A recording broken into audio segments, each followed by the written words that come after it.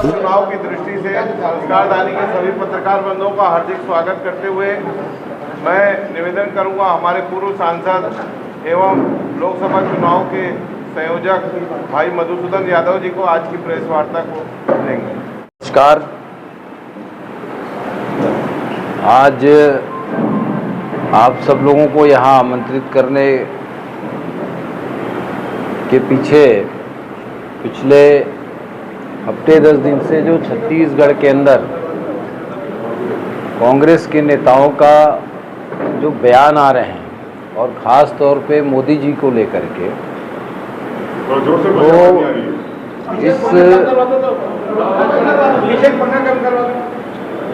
इस लोकतांत्रिक देश में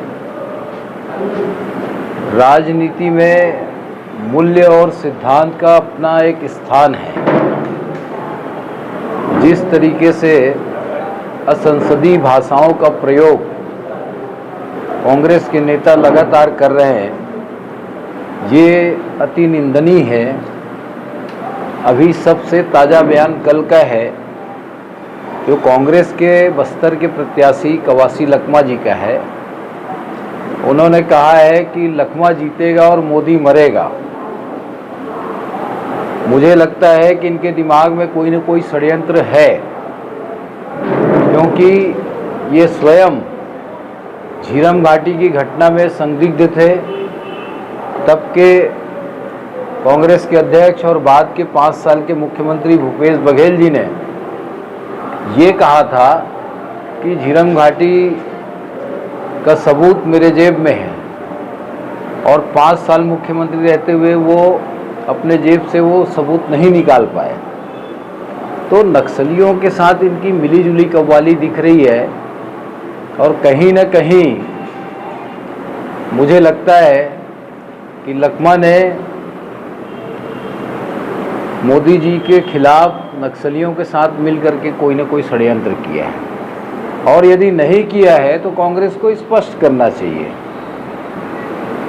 आप सबको विदित ही होगा कि हमारे ही क्षेत्र के मोहला मानपुर में कांग्रेस के विधायक के साथ मंच शेयर करते हुए सुरजू टेकाम ने ये कहा था कि जो भाजपा के लिए वोट मांगने आएगा उसका सर काट दो।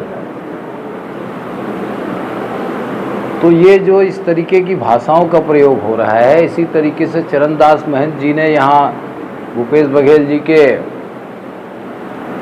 नामांकन रैली में जो बातें कही हैं वो सब आपको विदित ही है, फिर भी स्मरण करा देता हूँ कि उन्होंने कहा कि लाठी से मोदी जी का सर फोड़ दो और उसको परेशान करके चीन भेज दो।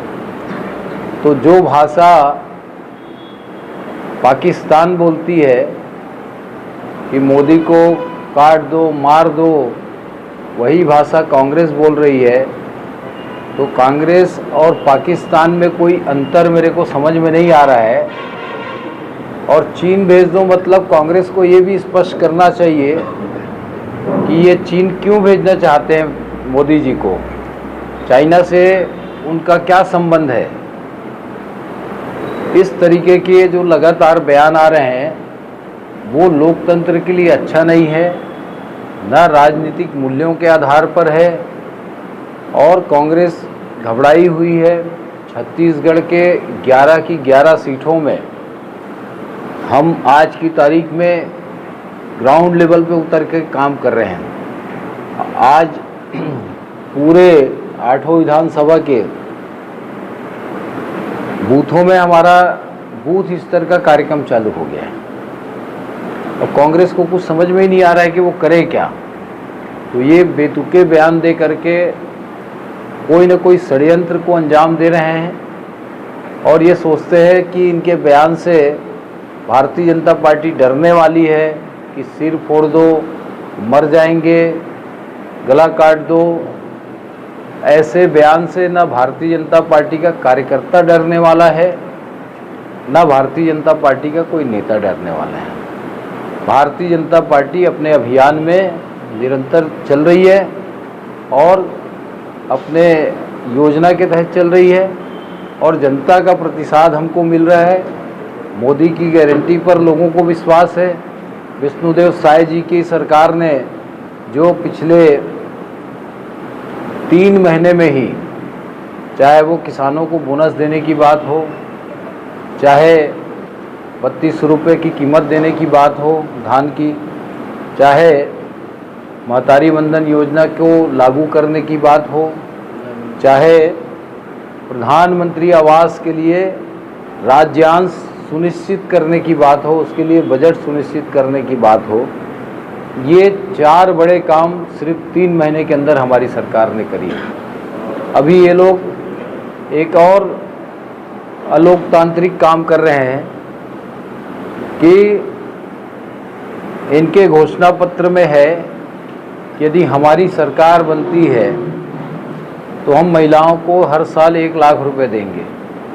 उसके लिए गांव-गांव जाके, मोहल्ले-मोहल्ले जाके फॉर्म भराने का काम कर रहे हैं। मैं आप सबको स्मरण दिलाना चाहता हूं कि इनके पिछले 5 साल पहले वाले घोषणा पत्र में, आप लोग गूगल सर्च कर लीजिएगा, हर महिला को 500 रुपये देने की बात कही थी हर महीने।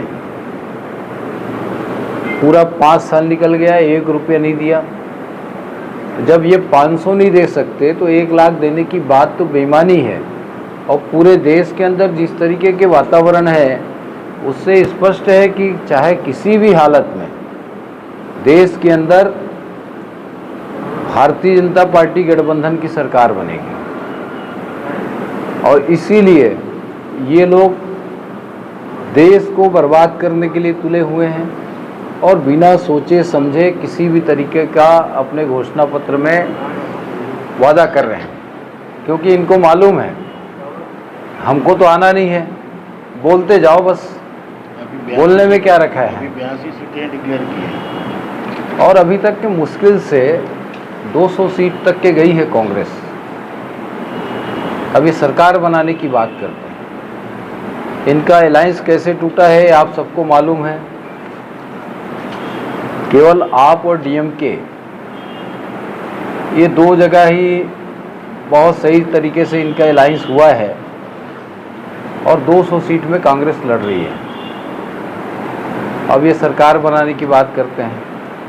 आपकी 1 आध 2 सीट आ जाए तो बहुत बड़ी बात है। इस बार हम तमिलनाडु में भी सीट लेके आ रहे हैं, तो तमिलनाडु में भी डीएमके की सीटें घटने वाली हैं। तो ये तो सब मिलाकर के 100 पार कर जाए तो बहुत बड़ी बात है। और सरकार बनाने की बात करते हैं तो इनकी सरकार बननी नहीं है, इसलिए ये कुछ भी वायदा किए जा रहे हैं और इन वायदों से देश का भला नहीं होने वाला है। देश का भला भी और लोगों के जीवन स्तर को उठाने वाला वायदा जो है वो समाज को समझ में आता है, जो भारतीय जनता पार्टी कर रही है। और देश को मोदी जी की गारंटी पर विश्वास है। देश में 100% मोदी जी के नेतृत्व में तीसरी बार भारतीय जनता पार्टी गठबंधन की सरकार बनेगी। ये कुछ भी कर ले, कुछ भी कह ले, ऐसी भाषाओं का हम सबको निंदा भी करनी चाहिए।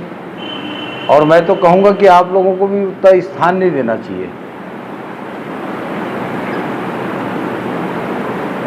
जो संसदीय मर्यादाओं के खिलाफ है, जो अमर्यादित भाषा है, इसके लिए खैर ठीक है, वो आपकी जिम्मेदारी है, वो आपको मुझे सजेस्ट नहीं करना चाहिए। लेकिन ये बहुत ही निंदनीय बात है।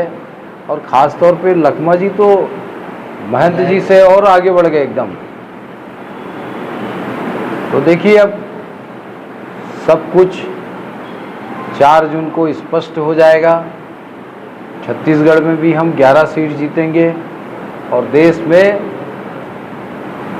आराम से हमारी मेजॉरिटी आएगी और मोदी जी के नेतृत्व में तीसरी बार हमारी सरकार बनेगी।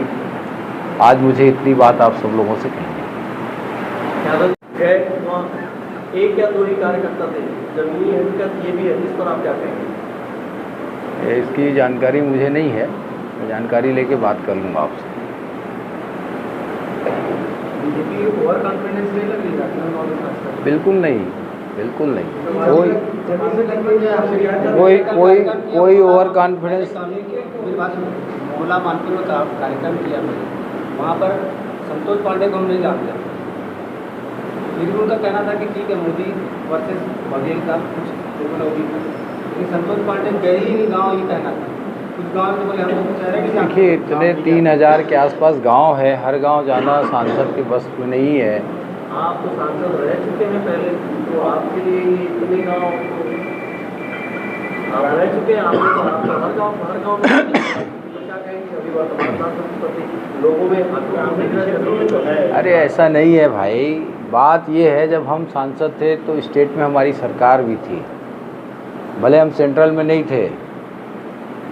तो होता ये है जब गांव जाओ तो छोटी छोटी गांव की समस्याएं आती है और उसमें से कुछ तो करना पड़ेगा। यदि वर्तमान सांसद 3000 गांव में दौरा कर लेते तो उनके डिमांड्स को कहाँ पूरा करते? यदि नहीं आए बोल रहे हैं तो फिर बाद में ये बोलते कुछ नहीं किए। विषय तो वही आता, 2 साल कोविड में निकल गया। तो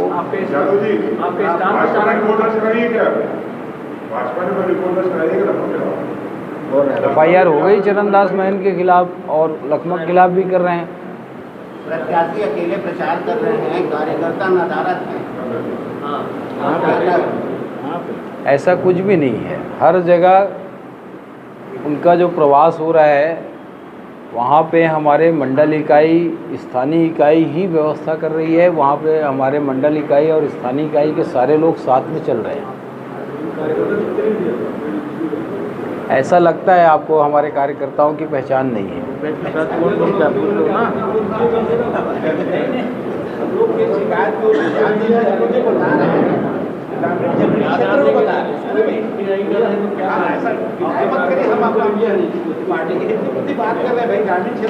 अरे भाई, भूपेश बघेल गठला गए थे, 15 लोग थे होटल में। नहीं, उनकी बात छोड़िए महोदय, छोड़िए, ये शिकायत है और पत्रकारों की शिकायत है। ठीक है, मतलब की तो बात ही नहीं है।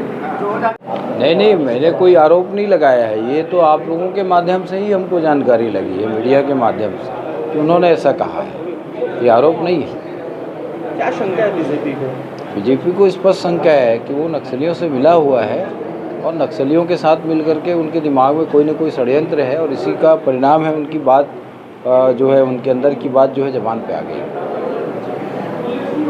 इसके अलावा आपने कहा कि झीरम, इतने बड़े झीरम हमला हुआ, झीरम कांड के बाद जो है सीएम जो वर्तमान में है कांग्रेस के, वो लगातार बोलते रहे कि मेरे पास सबूत है, इसके बावजूद कार्रवाई नहीं हुई। इसको बीजेपी किस तरीके से लेकर चलती, तो क्या बीजेपी की सरकार है?